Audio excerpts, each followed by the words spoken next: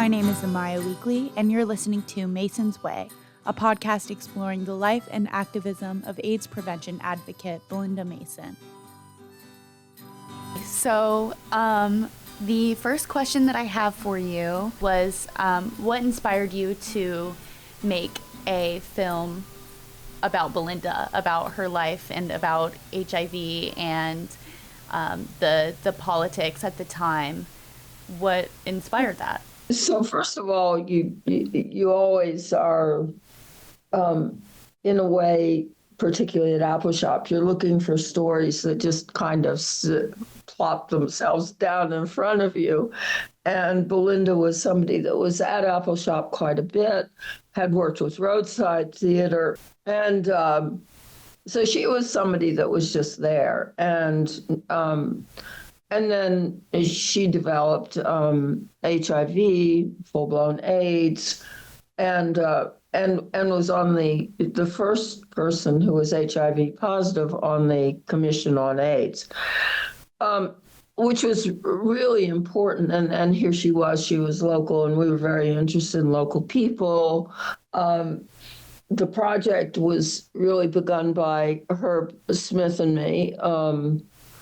And the idea was to try to do something that would, in some way, make this less scary, make this something where you could have a family, you could have children and expose them just from living together and still not get it.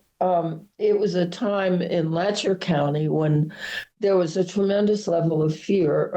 Belinda went swimming with her children in the city pool, and they drained the pool afterwards. The local sheriff, I'm not sure if it was Letcher County, but one of the local sheriffs in eastern Kentucky, a man was in a traffic accident, was known to be HIV positive, and they set the asphalt on fire. It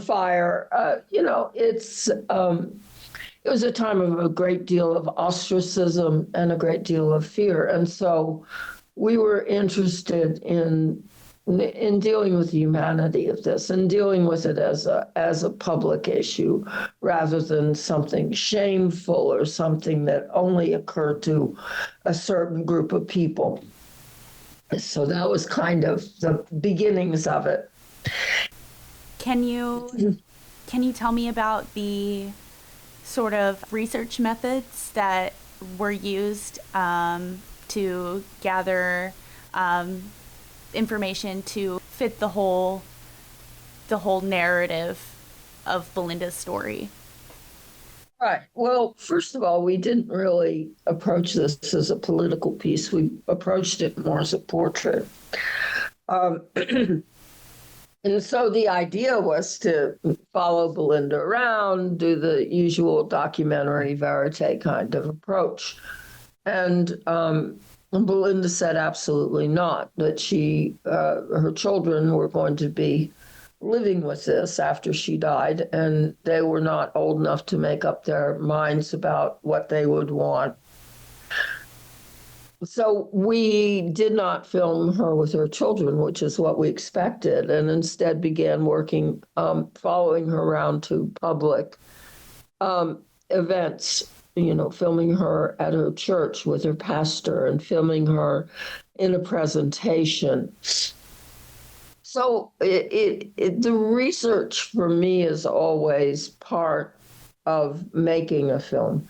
In a way, in a documentary, the whole thing is an act of discovery. And so I don't really believe in knowing everything when you go into a film. And certainly we knew very little about HIV/AIDS at the time that we entered the film. And in fact, I think the knowledge in the public and even among researchers was quite limited at that time.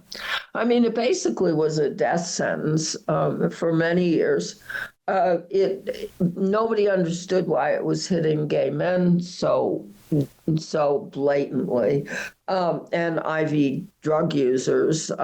Belinda got it from a transfusion, which made her, she would joke about it, but and say it made her into mashed potatoes and gravy compared to, all these people who clearly wanted to get AIDS. No, she was joking, of course. Really, we should have been much more scared of COVID. But I think we were more scared of AIDS. And so, people thought, oh God, if I get bit by a mosquito and it bit somebody who's HIV positive, I'm going to get AIDS. So there was this kind of wealth of ignorance about the subject. And so in terms of researching it, I guess the most important thing was to just try to find out the truth from people that were experiencing it. And Belinda was really our research, and the people that she was with. Her, in particular, the doctor, who was very, very involved with the politics of it all. Can you tell me about the different kinds of people that were involved in the making of the documentary?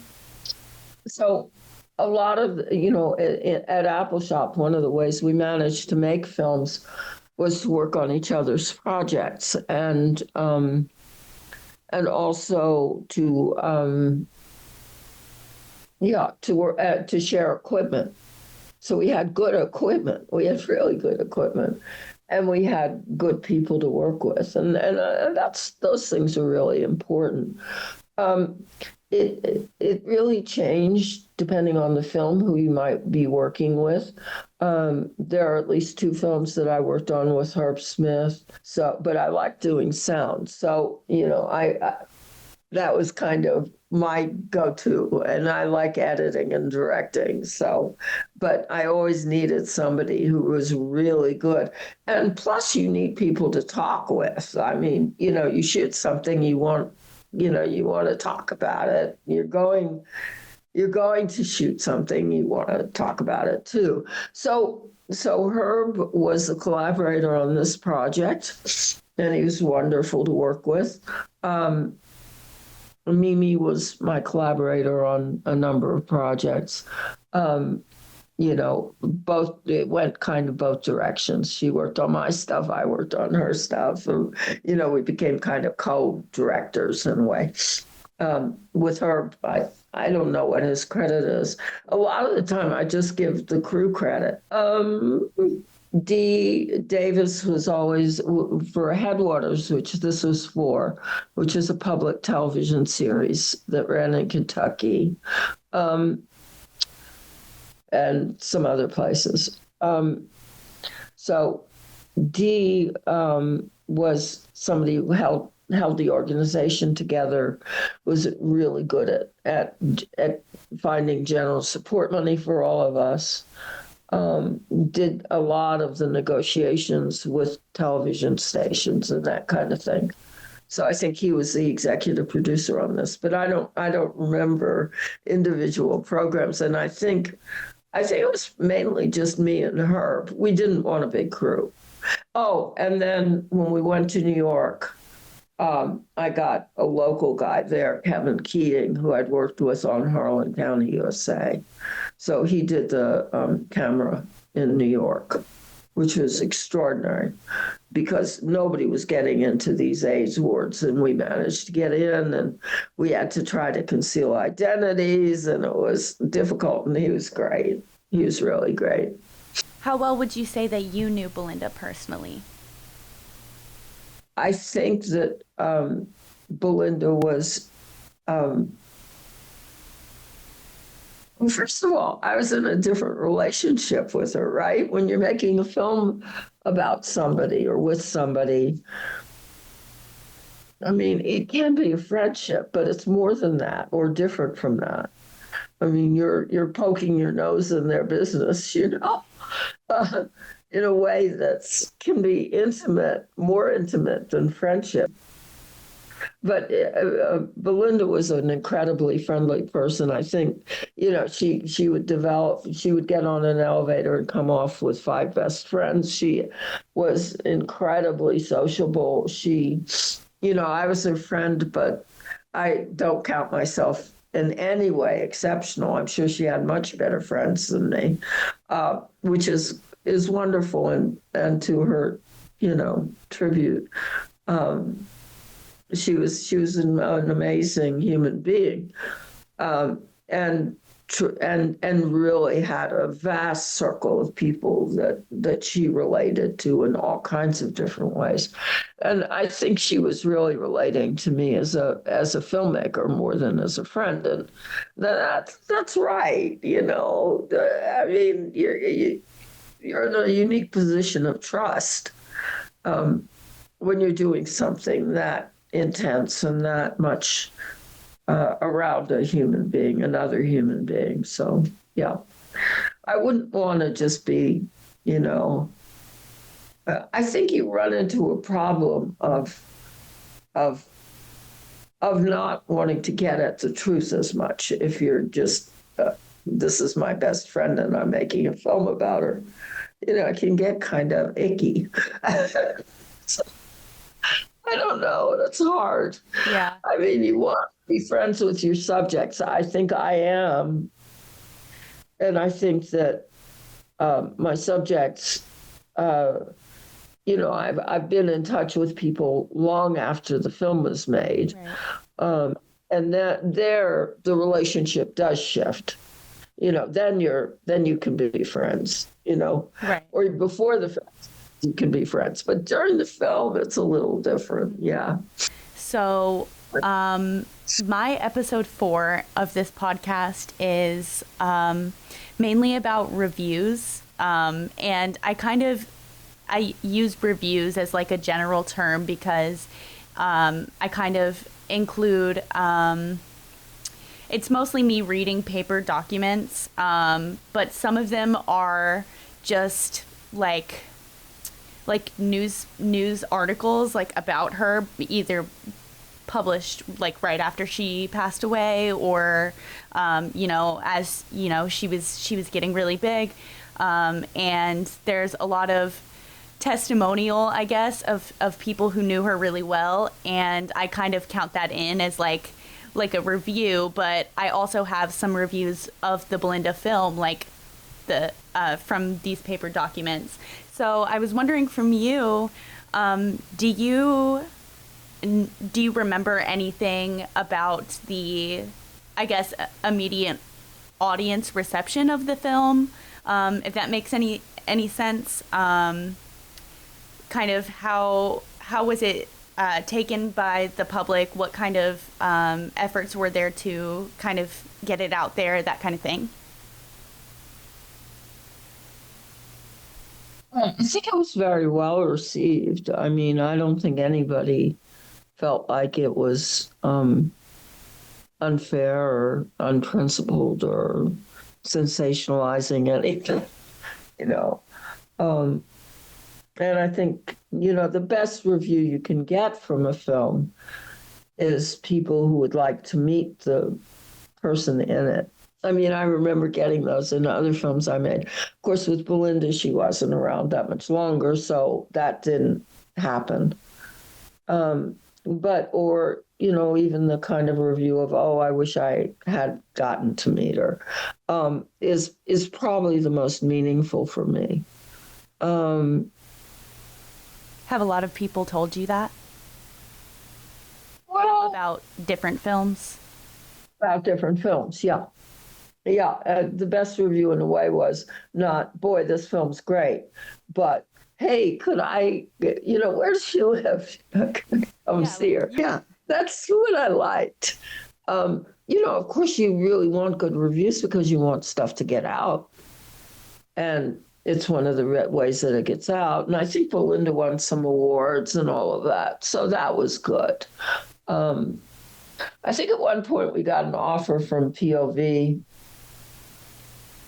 that we could run it if we cut it down to 10 minutes. And we just, oh, good God, what? No. But it's terrible, isn't it? But I think it got out quite a bit. And I think it got out on a kind of a national level, which was good. I, it's been a long time. Was there anything unexpected that that you got from the filming process, or that happened during the filming process, that you'd like to share? I think the main thing about the filming process is we realized how incredibly um, eloquent Belinda was, and that's always this wonderful surprise. Um, she was a writer, and I think that kind of helped. But she just had this way with words. So it just made it very, very easy. A lot of the content, particularly in a documentary, is language, is what you're hearing, and she expressed herself beautifully. The other parts of it were how primitive and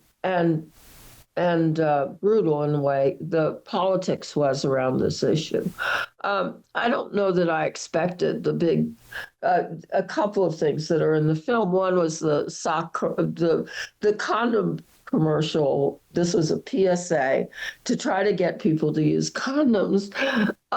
And it had a guy putting on a sock and saying, "Do you think this could save my life? Well, there's something else you could do that would." I mean, it was just so stupid not to just say, use a condom, in the middle of all of these people dying. And I did do research in terms of the archive, and it was horrendous. I mean, you'd pull a San Francisco paper, and it would just be person after person after person, young men who had died, and their partners writing these beautiful things, and the level of talent and ability and all of that we lost during that time was truly truly awful. And so just being very much moved by learning more about what was going on, not in Letcher County so much, but in other parts. And then the final thing for me that was really really powerful was this kid whose name was Ryan, who was delivered newspapers on his bicycle, and Ronald Reagan, who never ever did anything around this issue, all of a sudden picked up on him and began using him politically. He died. Ryan died. He all of a sudden, after this boy dies, becomes all emotional about him, and never did anything for him and his family while he was alive. So, there's this kind of, and Belinda expressed that well, but I, was able to find the footage of Ryan delivering his papers. And, and kind of just the whole thing began hitting home for me in a way that in some ways COVID brings back. I mean, I have COVID right now, but it's I'm all vaxxed and all that stuff, and it's just nasty. But when it hit, there was something in it that reminded you of what that was like, the whole AIDS crisis, what that was like, and really that public awareness that's so critical, that we look honestly at these issues, and we don't have this fear and panic response, that we look honestly and with compassion at what's going on.